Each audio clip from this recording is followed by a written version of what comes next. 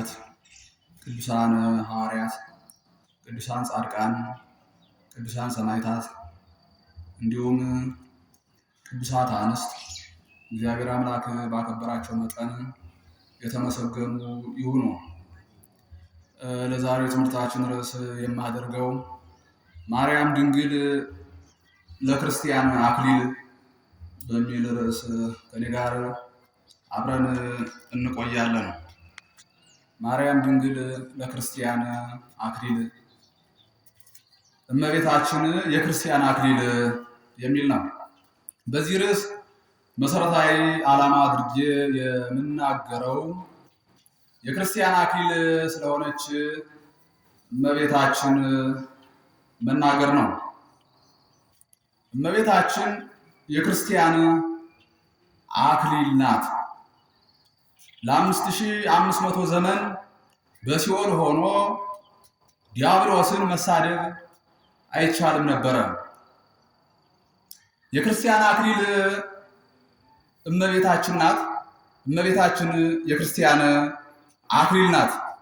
እናም ምንድነው ለ5500 ዘመን ዲያብሎስን ማዋረድም መስደብም አይቻልም ነበር በሲኦል ማለት ነው። ነገር ግን አክሊለ ምክህነ የመመኪያችን ዘውድ እመቤታችን ናትና የመመኪያችን ዘውድ በሆነች እመቤታችን ዲያብሎስን ከነሰራዊቱ ርሁቅ፣ ውዱቅ፣ ውዳቂ፣ ቆሻሻ ብለን ተሳድበን በገነት ለዘላለም የነገስንባት አክሊላችን ዘውዳችን እመቤታችን ናት። በመንግስተ ሰማያት ለዘላለም የነገስንባት አክሊላችን ዘውዳችን እመቤታችን ናት። አክሊል ምንድነው ስንል አክሊል ክብር ነው፣ ጸጋ ነው፣ ዝና ነው፣ እንዲሁ ክብር ነው፣ እንዲሁ ደግሞ ንግስና ነው። እናም እመቤታችን ሰማያዊት ደስታችን ናት፣ ሰማያዊት ዝናችን ናት፣ ሰማያዊት ክብራችን ናት፣ ሰማያዊት ንግስናችን ናት ማለት ነው። እመቤታችን የክርስቲያን አክሊል ናት። የክርስቲያን አክሊል እመቤታችን ናት። እመቤታችንን አክሊል ያላደረገ ክርስቲያን ነኝ ባይ ክርስቲያን አይደለም። እመቤታችንን አክሊል ያላደረገች ክርስቲያን ነኝ ባይ ክርስቲያን አይደለችም። እመቤታችንን አክሊል ያላደረጉ ክርስቲያን ነን ባዮች ክርስቲያኖች አይደሉም። ምክንያቱም ክርስቲያን የሆንበት ክርስቶስ የእመቤታችን የስጋዋ ቁራጭ የአጥንቷ ፍላጭ፣ የስጋ ቁራጭስ እኛ ነን፣ እርሷስ ፍጹም እናት ናት። የአጥንቷ ፍላጭም ለእመቤታችን እኛ ነን፣ እርሷስ ፍጹም እናቱ ናት። ስለዚህ ክርስቲያን የሆንበት ክርስቶስ የእመቤታችን ስጋዋ ነው፣ ነፍሷ ነው፣ ደሟ ነው፣ ሕይወቷ ነው። ክርስቶስ ከእናት ከመብርሃን ከስጋዋ ስጋ ከነፍሷ ነፍስ ነስቶ አምላክ ሰው ሆኗል፣ ሰው አምላክ ሆኗል እና ክርስቶስ የእመቤታችን የስጋዋ ክፋይ እንዲሁ የደሟ ክፋይ የነፍሷ ክፋይ ነው። ከዚህ የተነሳ ያለ እመቤታችን ክርስቶስን ማወቅ በፍጹም አይቻልም፣ የማይሆን ነገር ነው። ያለ እመቤታችን ክርስቲያን መሆን አይቻልም። ክርስቶስን ያገኘነው በእመቤታችን ነው። ክርስቶስን ያገኘነው በእመቤታችን ነው። ያለ እመቤታችን ክርስቶስ አይታወቅም፣ እንደነገርኳችሁ ማለት ነው። እግዚአብሔርን እኮ ለዓለም ያሳወቀች እናት እመቤታችን ናት። ሙሴ የእግዚአብሔርን መልክ ለማየት ይመኝ ነበረና እባክህ መልክህን አሳየኝ ብሎት ነበረ። ጌታ ግን የኔን መልክ አይቶ መቆም የሚቻለው አካል የለም፣ በኋላ ዘመን ከልጅ ልጅ ተወልጄ ግን ታየኛለህ ብሎ ቃል ገባለት። ከዚያም በተራራው በደብረ ታቦር በዚያ በተራራው ታይቶታል፣ ሌሎችንም ጨምሮ ማለት ነው። እና የማይታይ እግዚአብሔርን የዓለም ሰዎች ያዩባት የዓለም ዓይን እመቤታችን ናት። የማይዳሰስ እግዚአብሔርን ለ33 ዓመት ከ3 ወር በምድር ሰዎች ሁሉ ይዳሰሱት ነበር። የማይዳሰስ እግዚአብሔርን የዓለም ሰዎች የዳሰሱባት የእግዚአብሔር ክንድ እመቤታችን ነው። ይገርማችሁ። ከእግዚአብሔር ጋር አብሮ መብላት፣ አብሮ መጠጣት፣ አብሮ መቀመጥ አይቻልም ነበር። ለ33 ዓመት ከ3 ወር ኃጢአተኞች ዓለም ሁሉ በድሏል። ታዲያ የዓለም ሕዝብ ሁሉ አብሮ ከእርሱ ጋር ቁጭ ብሎ ተስማምተው ይበሉ ነበር። የዓለም ሰዎች ከእግዚአብሔር ጋር ቁጭ ብለው ምግብ የተመገቡባት የወርቅ መሶብ እመቤታችን ናት። ከእግዚአብሔር ጋር መጠጣት አይቻልም ነበር። የዓለም ሰዎች ለ33 ዓመት ከ3 ወር ከእግዚአብሔር ጋር ቁጭ ብለው እየተጨዋወቱ ከእግዚአብሔር ጋር ወይን የጠጡባት የወርቅ ጽዋ እመቤታችን ናት። በኋላ ደግሞ በካህናት አባቶቻችን መካከል ክርስቶስን የምንዳስሰው ሆነ። ከዚያ የሚበልጥ ከወይኑ የሚበልጥ ከምግቡ የሚበልጥ እውነተኛውን ደሙ ዛሬ በካህናት በኩል የምንጠጣ ሆነ። ከምግቡ ከዚያኛው ምግብ የሚበልጥ እውነተኛ አማናዊውን ቅዱስ ስጋውን ዛሬ በካህናት በኩል የምንመገብ ሆነ። ክቡር ደሙን በካህናት በኩል እውነተኛውን ክቡር ደሙን በካህናት በኩል የምንጠጣ ሆነ። ለዘላለም ሕይወት የሚሆነው በዮሐንስ ወንጌል በምዕራፍ 6 ከቁጥር 52 እመ ኢበላይክሙ ሥጋሁ ለወልደ እጓለ እምሕያው ወኢሰተይክሙ ደሞ አልብክሙ ሕይወተ ዘላለም፣ የሰው ልጅ ሥጋውን ካልበላችሁ ደሙን ካልጠጣችሁ የዘላለም ሕይወት የላችሁም ብሏል ጌታ። ሥጋዬ እውነተኛ ምግብ ደሜም እውነተኛ መጠጥ ብሎ ተናግሯል። ዮሐንስ ወንጌል በምዕራፍ 6 ከቁጥር 1 ጀምሮ ስትመለከቱ ይናገራል። ስለዚህ የልጇን ቅዱስ ሥጋ ዕለት ዕለት የምንመገብባት የወርቅ ሳህናችን፣ የወርቅ መሶባችን፣ የወርቅ ጻሕላችን፣ የወርቅ መሶባችን እመቤታችን ነው። ለዘላለም ሕይወት የሚሆነውን የልጇን ቅዱስ ሥጋ ዕለት ዕለት የምንመገብባት የወርቅ መሶባችን እመቤታችን ናት። ለዘላለም ሕይወት የሚሆነውን የልጇን ክቡር ደም ዕለት ዕለት የምንጠጣባት የወርቅ ጽዋችን እመቤታችን ናት። ስለዚህ ክርስቶስን ለዓለም ያሳወቀች እናት እመቤታችን ናት። ያለ እመቤታችን ክርስቲያን ነኝ ማለት አይቻልም፣ በፍጹም ማለት ነው። እና የክርስቲያን አክሊል ማናት? እመቤታችን ናት።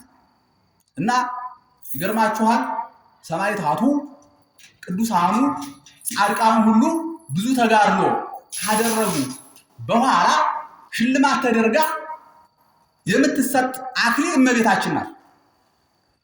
ቅዱስ ጊዮርጊስ እኔ ክርስቲያን ነኝ እያለ ለ7 ዓመት ከ70 ነገሥታት ጋር ብዙ ተጋድሎ አድርጎ በመጨረሻ ተጋድሎውን ሲፈጽም አክሊል ሆና የተሰጠችው እመቤታችን ናት።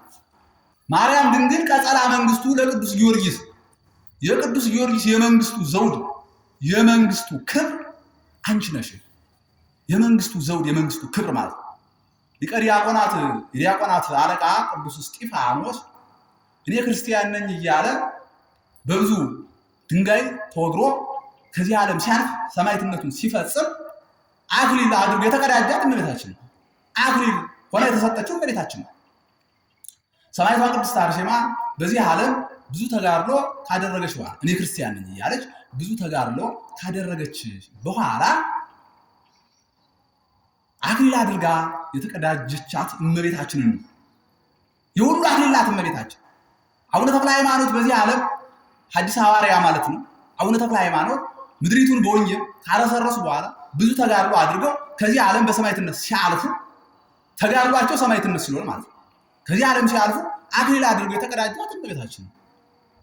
አቡነ ገብረ መንፈስ ቅዱስ ለዓለም ሕዝብ በዚህ ዓለም በምድሪቱ በጸሎት በጾም በስግደት በብዙ ትጋሃ ሌሊት በብዙ ሰማዕትነት፣ ይህ ሁሉ ሰማዕትነት ነውና በመውጣት በመውረድ በቅድስና ማለት ነው ምድሪቱን በመባረክ በዚህ ሁሉ ተጋድሎ ብዙ ካደረጉ በኋላ ከዚህ ዓለም ሲያልፉ ክብር ሆና የተሰጠች ማናት? አክሊል ሆና የተሰጠች ማናት? እመቤታችን ነው። እናታችን ቅድስት ክርስቶስ ሰምራ በባህር ያን ያህል የዋ በባህር ውስጥ ሆና ያሳ መመላለሻ ሆና ማለት ነው ብዙ ተጋድሎ ከፈጸመች በኋላ በብዙ ጾም በብዙ ጸሎት ለእኛ ብዙ ዋጋ ከከፈለችልን በኋላ አክሊል አድርጋ የተሸለመቻት እመቤታችን ነው። እንዲሁ ጻድቃን፣ ሰማዕታት፣ ቅዱሳን ቅዱሳት ሁሉ ከዚህ ዓለም ሲያልፉ አክሊል እያደረጉ የሚቀዳጇት ማንን ነው? እመቤታችን ነው። እናንተም ዛሬ የተዋሕዶ ልጆች የሰባውን አርዳችሁ በእመቤታችን ስም አወራርዳችሁ ለተራቡ የምታበሉላት እናንተ የተዋሕዶ ልጆች አክሊል አድርጋችሁ የምትቀዳጇት እመቤታችን። ይገርማችኋል። እንዲሁ እናንተ የተዋሕዶ ልጆች ለተጠሙት ማለት ነው በሚገባ ጥሩን ጠምቃችሁ በስሟ የምታጠጡላት እናት እመብርሃን በመጨረሻ አክሊል አድርጋችሁ ትቀዳጇታላችሁ። የክርስቲያን ሁሉ አክሊል እመቤታችን ናት። በቅዱስ ስንክሳር ሁሉ በጠቅላላ ሰማዕታት ሁሉ ያደረጉት ገድል ቅዱሳን ሁሉ ያደረጉት ገድል ሁሉ ያው ለምንድን ነው ሲባል አክሊል ለማግኘት ነው። አክሊል ደግሞ ማናት? እመቤታችን ናት። በክርስቶስ ክርስቲያን ሆነናል። በክርስቶስ ክርስቲያን ተብለናል። በክርስቶስ ክርስቲያን ስንባል እንግዲህ በክርስቶስ ክርስቲያን ተብለናል። በሰው ስም ሀገር ይጠራል፣ በሀገር ስም ሰው ይጠራል። ይሄ ልማድ ነው። በክርስቶስ ክርስቲያን መባል ግን ልማድ አይደለም። በክርስቶስ ክርስቲያን ስንባል፣ በክርስቶስ ክርስቲያን ስንሆን፣ በክርስቶስ ክርስቲያን ስንባል በብዙ ጅራፍ ተገርፎ ባፈሰሰው ደሙ ነው።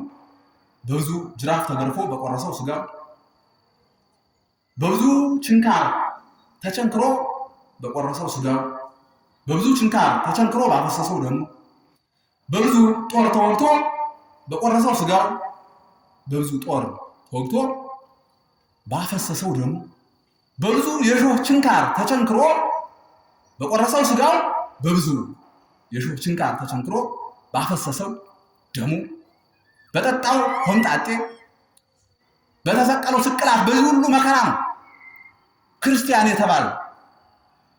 ታዲያ እንዲሁ ነን ክርስቲያን ስንባል ክርስቲያን ለመባላችን ደግሞ ክርስቲያን ለመባላችን የመጨረሻ ማህተሟ ማረጋገጫ ማህተማችን ማናት? የመጨረሻ ደግሞ ለዚህ ሁሉ ነገር የመጨረሻ በክርስቶስ ክርስቲያን ለሆን ለኛ የመጨረሻ እውነት የክርስቶስ ልጆች መሆናችንን የምናረጋግጥባት ንጽሕት ማህተማችን እመቤታችን ናት። አዘልት ትምት የታተመች ውሃ ጉድጓድ ለዘላለም ሕይወት የሚሆነው እኔ የሕይወት ውሃ ነኝ ይላል ክርስቶስ ለሳምራዊቷ ሴት። ከኔ የሚጠጣ አይጠማም፣ አንቺ ከምትለምኚው የሚጠጣ ይጠማል ብሏል። የሕይወት ውሃ ክርስቶስ የተገኘባት የታተመች ጉድጓድ ማናት? እመቤታችን ናት። ስለዚህ እመቤታችንን ማህተም ካላደረግን ማለት ነው ክርስቲያን መባል በፍጹም አይቻልም፣ በፍጹም አይቻልም። ስለዚህ ክርስቲያን ነን ባዮች ክርስቲያን ለመሆን እመቤታችንን አክሊል ሊያደርጉ ይገባል። ያለበለዚያ ከንቱ ድካም ነው የሚሆንባቸው ማለት ነው።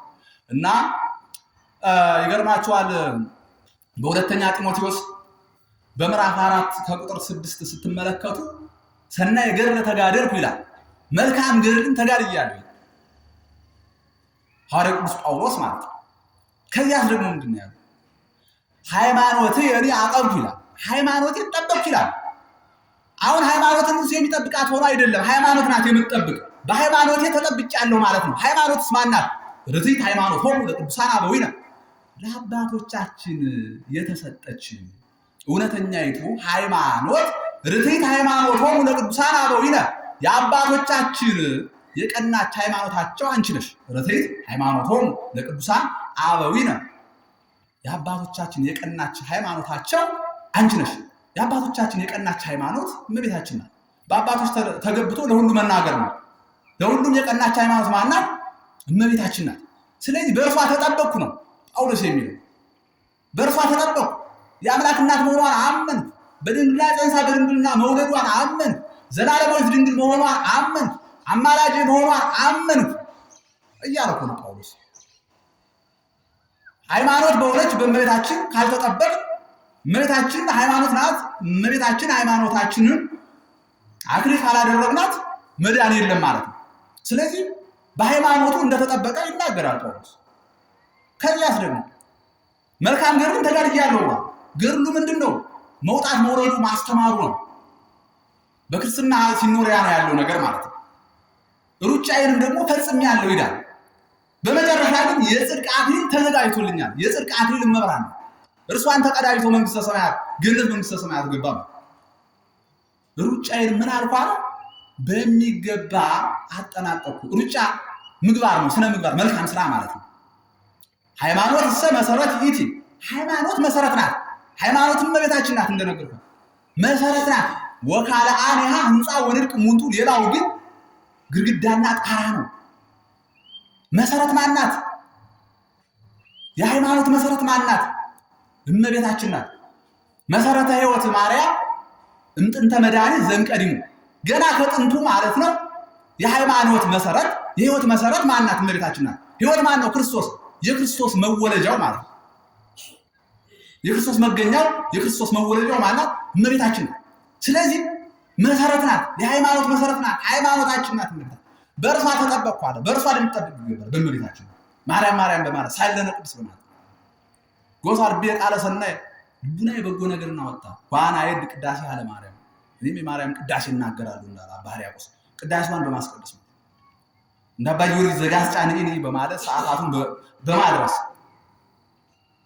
በዚህ ሁሉ ማለት ነው እመቤታችን በሚገባ ልንከተላት ያስፈልጋል። ስለዚህ ምንድነው ያለው? 1-2 ደቂቃ ተጠቅሜ እጨርሳለሁ ሰዓታችሁ እንዳይሰማ። በመጨረሻ የጽድቅ አክሊል ተዘጋጅቶልኛል። ይህን ሁሉ ካደረገ በኋላ የጽድቅ አክሊል አድርጎ የተቀዳጃት አክሊል እመቤታችን ነው። ማን የተቀዳጃት? ሃይማኖት እመቤታችን ማለት ነው። ሃይማኖትም ማለት ሃይማኖት እንግዲህ አንዲት ናት። ይገርማቸዋል። ብዙዎቹ እምነት እያሉ ጠፍተዋል። ሃይማኖት ግን አንዲት ናት። ሃይማኖት መጀመሪያ የሌላት መጀመሪያ ናት። ሃይማኖትም እግዚአብሔር ነው። ለሃይማኖት መጀመሪያ የሌለው ለእግዚአብሔር መጀመሪያ ስለሌለው እምነት ግን የሌለበት ጊዜ ነበረ። እምነት የመጣው መቼ ነው? በዕለተ እሑድ ነው። ጌታ መላእክትን ፈጥሮ ሲሰወር ዋይቴ መጻይነ ከምን መጣን መኑ ፈጠረነ ማን ፈጠረ በበርስነኑ ተፈጠርነ ወሚመእን ካለ በራሳችን ነው ወይስ በሌላ እያሉ ሲጨቃጨቁ ቅዱስ ገብርኤል ንቁም በበህላዌ እስከንረክቦ አምላክን አምላካችን እስከምናውቀው ድረስ በያለንበት ጸንተን አጽንቷቸዋል። በዚያ ሰዓት ጌታ እነርሱ በቻሉት አቅም ተገልጾላቸዋል፣ አመኑ።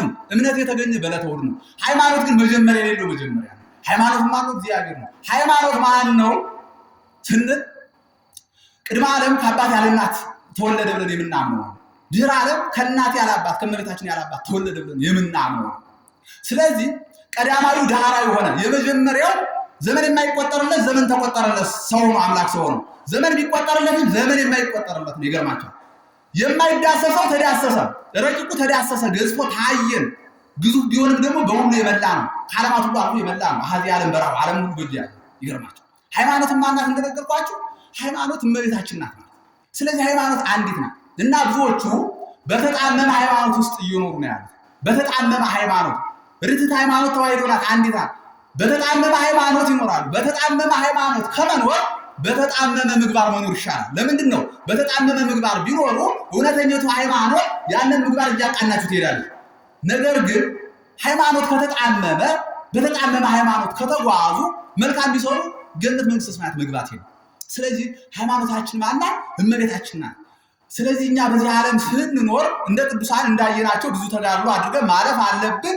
ጌታ ራሱ በዮሐንስ ወንጌል በምዕራፍ 16 ቁጥር 33 ምንድን ያለ? በዓለም ሳላችሁ መከራ አለባችሁ፣ ነገር ግን አይዟችሁ እኔ ዓለምን አሸንፌአለሁ ነው። በዓለም ስንኖር መከራ አለብን። ክርስቲያኖች ነን። ክርስቲያኖች ደግሞ ወርቆች ነን። ወርቅን በእሳት ይፈትኑታል፣ በእሳት ይፈትኑታል፣ ያነዱታል። በዚያ እሳት አመድ ሳይሆን ነጥሮ ሲወጣ ወርቅነቱ ይታወቃል ማለት ነው። አመድ ከሆነ ወርቅ አይደለም። እኛ ክርስቲያኖች ደግሞ እንፈተናለን በብዙ መከራ። በአሁን ተጸባብ አንቀጽ በጠባቢቱ በር ግቡ። እቺ ተዋሕዶ ናት። ጠባብ በር፣ ሰፊው በርማ ሌላው ነው። ቤተ እምነት እያሉ የሚገቡበት ሰፊው በር ማለት ነው። በደል ኃጢአት ርኩሰት አለ እንደፈለጉ የሚሄዱበት ማለት ነው። በዚያ እንደፈለጉ ቢዘሉ እንደፈለጉ ቢዳሉ በቃ ምቹ ነው ማለት ነው ጊዜው ለስጋ። ጠባቢቱ በር ግን ከባድ ናት። ግርፋት አለ፣ ስቅላት አለ፣ መጾም አለ፣ መጸለይ አለ፣ መስገድ አለ፣ በጣም ብዙ መከራ አለ ማለት ነው። ስለዚህ በጠባቢቱ በር ግቡ። እቺ ደግሞ ማናት? ጠባቧ በር ተዋሕዶ ናት ማለት ነው። ስለዚህ በዓለም ሳላችሁ መከራ አለባችሁ ተብለናል። በዚህ ዓለም ስንኖር በእኛ በተዋሕዶ ልጆች መከራ አለ። ራሱ ክርስቶስ ክርስቲያን ያደረገን ክርስቶስ በመከራ ነው የመጣው። እናት መብርሃን ክርስቶስ የተቀበለውን መከራ ሁሉ ተቀብላለች። እርሱ በጅራፍ ሲገረፍ የመብርሃን ልብ በሐዘን ጅራፍ ይገረፋል። በጭንቃር ሲቸነከር ልቧ በሐዘን ጭንቃር ይቸነከራል። ብዙ በእርሱ ላይ የደረሰው መከራ ሁሉ በእመቤታችን ልቡና ሐዘኑ ሆኖ ደርሷል። ከዚያ በኋላ ሐዋርያት ብዙ መከራ በእሳት ነደዋል። ከዚያ በኋላ 3 ምዕት 10 ወሰመንቱ ርቱዓነ ሃይማኖት የሚባሉ አባቶቻችን 318 ሊቃውንት ስለ ሃይማኖት እግራቸው ያልተቆረጠ ዓይናቸው ያልፈሰሰ የለም። ሁሉ በዚህ መንገድ ነው የመጡት። ስለዚህ ከቀደሙት እንማር። ስንኖር መከራ አለ፣ ፈተና አለ። ለምን ፈተና መጣ ልንል አይገባም። የጨለማው ንጉሥ ዘንዶ ዲያብሎስ በዓለም ነግሷል። በራዕየ ዮሐንስ በምዕራፍ 12 ከቁጥር 1 ጀምሮ ስትመለከቱ ወቆመ ውእቱ አርዌ ላዕለ ሆጻ ባሕር፣ ዘንዶ ባሸዋ ላይ ቆመ ይላል። ሴቲቱ ማሸነፍ አቃተው።